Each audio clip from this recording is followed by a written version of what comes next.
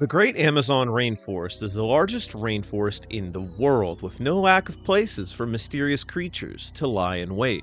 And today on Cryptid Corner, the series All Things Cryptids, we're going to venture into the Amazon rainforest in pursuit of the obscure creatures that are said to lurk within. Our first cryptid of the day is an aquatic cryptid that is said to live in an unknown lake located in the Brazilian Amazon by none other than Jeremy Wade, the river monster hunter himself. Holadiera, or the Sawtooth dolphin, is a freshwater dolphin with a row of evenly spaced spikes that protrude from the dolphin's back. In 1993, Wade was doing what he does best, fishing, when, off in the distance, he noticed a spike-backed body emerge from the depths. V would ask locals if they knew anything about the creature, with them wondering if he had too many brewskis while out on the water. But when he returned the next year, he would finally have some answers. He'd meet up with a local who had claimed to have seen it, referring to it as Holadiera, with him returning to the lake shortly after. Not long after this, he would reunite with the dolphin, spotting its head and spiked back, but this time, Wade would be quick to snap some photos as proof. Could this be a subspecies of Amazon river dolphin that had grown to, really like dinosaur-like scales and stuff?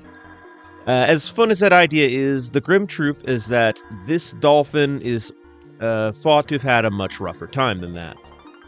You see, many have come to the conclusion that this dolphin may have been hit with a boat's propeller, although the spacing on these spikes implies something far more messed up.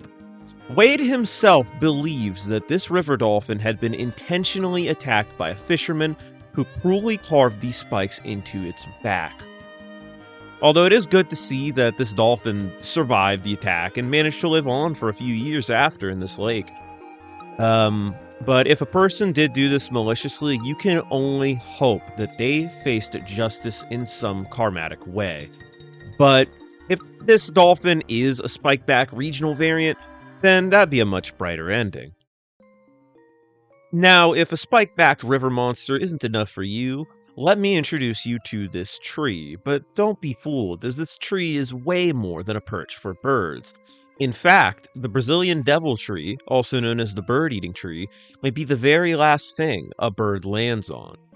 This tree is about the size of a willow, and it will hide its branches underground, deep in the Brazilian Amazon.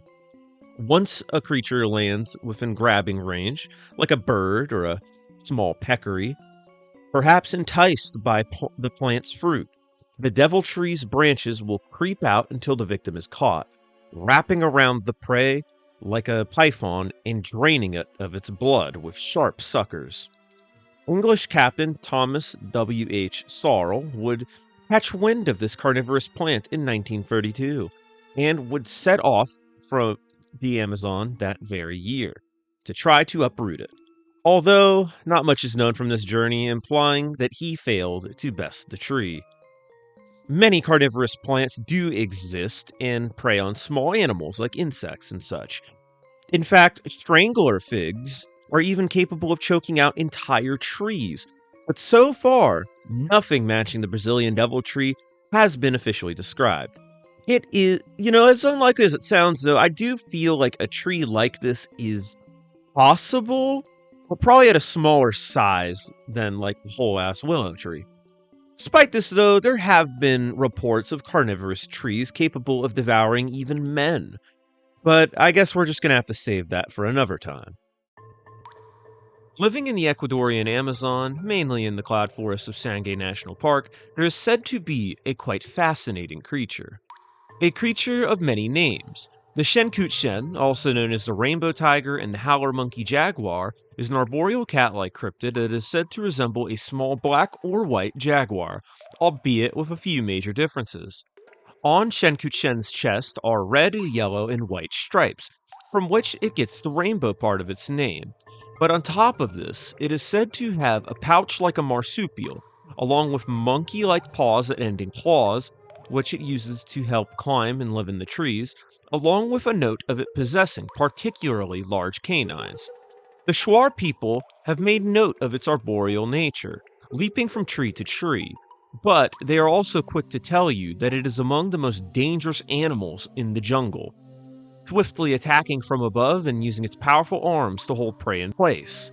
In 1959, a man named Policarpio Rivadiniera was walking in the wilderness near the Bonico River outside of Macas when a creature would leap out at him from the trees. Wasting no time, he would shoot the animal, describing it as a large jaguar with multicolored stripes on its chest, robust arms, and monkey-like paws. In 1998, traveler writer Joe Kane would report that the Tshenkutshen had been encountered in the Cuyabeno Wildlife Reserve, and the next year, Spanish cryptozoologist Angel Morant Flores would document encounters locals had around Macas. Tshenkutshen is a very interesting cryptid to hypothesize due to South America's unique history of extinct animals. The marsupial detail of it having a pouch along with cat-like features has led many to compare it to the Phylacoleo, the marsupial lion that had a body shape similar to big cats and potentially ambushed prey from trees in Australia. But a closer match to this creature lies within an extinct order of South American mammals known as the Sparacidonts. Sparacidonts were close relatives of marsupials, possessing marsupial-like qualities such as pouches and filled niches that carnivorans had filled elsewhere, evolving into animals that resembled weasels, hyenas, and big cats. Bracodonts even possessed a saber-toothed animal known as Phyllocosmilinae, which closely resembled the Smilodon, and is thought to have filled a very similar niche. And although Phyllocosmilinae was more built for the ground, many Sparacidonts had evolved for life in the trees. These South American animals were a great example of convergent evolution, evolving body plans and behaviors similar to carnivorans competing in isolation. It is thought that Sparacidonts went extinct around 3 million years ago, most likely due to the Great American Interchange, which led to them being outcompeted by North American cats, dogs, and bears. Despite this, others believe that Sparacidonts were already on their way out, being outcompeted by the terror birds, the apex predators of the continent, before the interchange. Perhaps the Tshenkutshen is a surviving species of Sparacidont that had retreated into the Ecuadorian wilderness, living in the trees and attaining a jaguar-like size. I find this theory very interesting. After all, the Amazon is a very large place, especially in cloud forests, which can serve as biological islands where creatures have been found living nowhere else. The largest obstacle would be arboreal cats such as margays, the cool little guys, and jaguars, who spend about a third of the year in the trees. It is possible that Tshenkutshen could be a rare subspecies or morph of jaguar. The note of the monkey arms and pouches just seems too specific to ignore. But with no evidence, nobody can know for sure. Alright, let's slow our roll down a little bit there. And for that, we have a much more down-to-earth, plausible cryptid, the giant Paca. Pacas are large rodents endemic to South America and could reach lengths of up to 30 inches long and weigh up to 30 pounds, although they're typically much smaller than this. You probably haven't heard of them because they kind of get mogged by capybaras on all fronts, who have a monopoly on being the large fluff babies of the continent. But according to Dutch primatologist Mark van Roosmalen, an unrecognized species of Paca may inhabit the Brazilian Amazon. This Paca is known from a single specimen in Museo Parense Emilio Golde. That was an attempt. Which is noticeably larger than the common Pacas and had solid stripes instead of dotted stripes. The specimen was labeled as a common Paca, seemingly by mistake. So far, there are two known species of Paca, the common or the lowland Paca and the mountain Paca. So it is possible that deep in the Amazon lowlands, these Pacas have grown larger due to having a surplus of food perhaps even to the point of evolving a distinct subspecies that got too chonky for their dots and just got big stripes. Perhaps the capybaras are covering this up to secure their spot as the top rodent. After all, when you are the fattest rat, you gotta keep your cheese close. Did you like that nice little plausible cryptid? Me too. The Pygmy Plesiosaur is a reported species of plesiosaur said to live in the Venezuelan highland rivers of the Uantepue region. The plesiosaurs were first spotted in 1955 by Alexander Lamest, who witnessed a trio of sunbathing plesiosaurs by a river, first believing them to be a pod of seals, but closer examination revealed their long necks and scaly fins. In 1990, biologists Fabian and Armando Michelangeli would be exploring the region when they reported seeing silhouettes of small plesiosaurs by the river, but as they approached, they would flee into the water. Some, including Lamest himself, had theorized that these were sightings of legitimate freshwater plesiosaurs that survived in the Tepue due to the isolation and small size of these plesiosaurs. Freshwater plesiosaurs have been found in the fossil record, and the idea of the region providing a refuge is a very fascinating one, but I don't think I buy it. Mountains like these can provide refuge for endangered species. That being said, we have not found big-ass sauropods or theropods living in them. It would be extremely challenging for plesiosaurs to survive in this environment for 65 million years and nowhere else without at least somebody noticing. More plausible theories include them being some type of otter, caiman, or one that I like, an undiscovered species of large soft-shelled turtle. After all, it does seem like a pretty close match to these plesiosaurs. Perhaps even these turtles had evolved more fin-like feet instead of, their typical webbed feet that they have. Or it could have just been, a sighting, Who knows what they were getting up to out in that Amazon. All right. We couldn't do the Amazon video without doing this. Everyone familiar with the channel knows where we're going, but to those who aren't familiar, everything in your life goes back to ground sloths. The Mapinguari is probably the most popular Amazonian cryptid ever, but I already covered that in depth in my ground sloth video, and I don't really want to double dip, so if you really want to learn about the Mapinguari, check that video out. But I made sure that we will not exit this jungle empty-handed, which is why I present to you Xolche, also known as the lion sloth. Xolche is described as a big cat-sized ground sloth with red fur and uncharacteristically is said to be an ambush predator, attacking prey by riverbanks, jumping out from the foliage. And due to their size, which is particularly small for a ground sloth, they were also said to be partially arboreal, being able to retreat into the trees and hang around like modern sloths. Which also presents the possibility of them attacking like drop bears, so there's also that. It is known that some ground sloths, mainly South American ones, were omnivorous and would resort to scavenging carrion, but there is no evidence of predatory ground sloths that hunted their own food.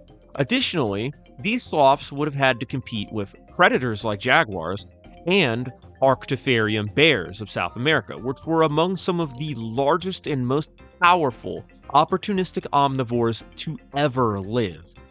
And they couldn't even survive in the ever-changing South American climate. I do think that it is possible for small ground sloths to survive in remote regions of the Amazon, but them being carnivorous just seems way too far. If anything, I feel like this could be some type of undiscovered bear species. After all, that would be a far more noticeable match. I mean, think about it. You got a big pawed creature that eats things. Isn't like a bear like the first thing you'd think about, not a ground sloth? Like if you said like, oh, it was fierce in it, but it ate plants. Okay, right? Like even that it was mad, herbivores are angry, Ground sloths are pissed off. I bet if I was a ground sloth, I'd be mad. All these people killed everyone. So, but like, I don't know. I feel this is more of a bear or perhaps even some type of big cat that they haven't found yet. Now, after all of those cool cryptids and that fat-ass rat, that are said to live in the vast Amazon, I present to you what I think is the lamest cryptid of all time, the Wattleless Guan. The wattled guan is a species of bird that lives in pockets of Colombia, Ecuador, Peru, and Venezuela that is black in coloration with a blue beak and a wattle that is red and blue in coloration that dangles from its throat. Now, you want to know what the difference between the wattled guan and the wattleless guan is? The wattleless guan is identical, but it doesn't have a wattle, and it lives at lower elevations near Peru's Yanachaga Mountains. This has to be the lamest cryptid ever.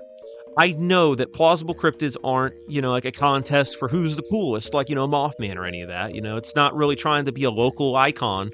But I mean, come on, man. Even with the giant Paca, at least it's larger in size. It's like a giant rat. This is just so lackluster. It's an edit style, basically. And also, isn't this kind of easy to explain? Like, what if you just couldn't see the wattle? What if it was covered up by feathers or it was obstructed by foliage or something? Or what if this was just a one-off, kind of mutant dude? Like, what if it got eaten by another bird? Jokes aside, though, this would be a bizarre example of evolution and perhaps the birth of a new subspecies that began inhabiting lower elevations. Wattles are used to regulate the heat in birds, especially in birds with dark feathers. So a shrinkage of this could show a group of guans frequenting cooler regions and having less of a need to regulate their body temperature. Regardless, I still find them lame, especially when Peru has the cock of the rock. Now that's a cool bird. That's a bird worth looking into. Maybe if they found like a cock of the rock without I don't know. And for the last cryptid of the video, we're leaving off with pretty mysterious creature, and that's what cryptids are all about, baby.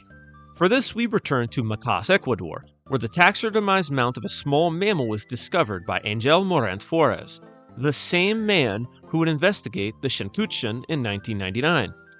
During the same trip, a bizarre specimen in a shop would catch his eye. This creature somewhat resembled a rodent and was around 15 inches long, had webbed hind feet, and a proboscis like an elephant. Unsure of if he was able to take the mount home with him to Spain, Flores decided to take pictures of this creature and sent the photos to 5 mammalogists. And 4 out of the 5 were completely stumped as to what the creature could be, thinking that this could be an entirely new animal undocumented by science. But the one mammologist was kind of like the 1 out of the 10 doctors who don't like Colgate that was quick to claim that this creature could be explainable, and he had an interesting theory. You see, the creature closely resembled a water possum, but firstly, this creature could not be a marsupial because it had no pouch. Additionally, it having a proboscis rules out the possibility of it being a rodent, as apparently rodents aren't allowed to have those. Free them. So, due to these factors, the mammalogist theorizes that this mount was an elaborate hoax, probably created by the shop owner himself. The shop owner didn't do himself any favors, as he refused to sell it to Flores when he attempted to buy it a couple more times after this discovery. To this day, we do not have a concrete answer as to what this creature actually was. And even though it being a taxidermized Frankenstein is extremely likely, it's important to remember that platypuses are real mammals. So who's to say that there isn't some kind of undiscovered critter like this out there? Like a little rat with an elephant trunk doesn't seem that far off when, platypuses and echidnas do exist after all. And that's all the cryptids I got for this video, but this is nowhere near the total number of cryptids in the Amazon. Just last year, a total of 27 new species have been identified following a 2022 expedition in the Peruvian Amazon alone, including an amphibious mouse and some goofy-ass fish. Look at the schnoz on that guy. 27 species, and that's just coming from one region in the Peruvian Amazon during one expedition a few years ago. It is thought that there are over 5 million plant and animal species that have yet to be discovered, and a large amount of those animals have to rest in the heart of the Amazon. Only a small amount of the rainforest has actually been mapped, charted, and explored, leaving so much room for even the largest creatures to go undiscovered. With how many places we have been and how far our technology has advanced, places like the Amazon exist to remind us that we still have much more to learn, and we got to find more of these nosefish. And that is going to do it for the cryptids of the Amazon. I thought this was a neat little odd bunch of cryptids. I tried to kind of mix up, the more outlandish ones and the more reasonable ones, like the little rat thing in the shop. But I'd like to thank you all for watching. This was a pretty interesting find. Let me know, what Amazonian oddities did I leave out? What did you think should have been in the video? We could definitely come back to the Amazon for a part 2. I feel that is definitely a possibility. I also wanted to try to cover more of the obscure Amazonian cryptids. No Mapinguari, sorry. But what cryptids do you want to see me cover in the future? Make sure to comment that down below. Comment what you thought. Leave a like if you liked the video. Subscribe and ring that bell for more, because we got a lot more coming. And I'll see you all in the next one. Goodbye.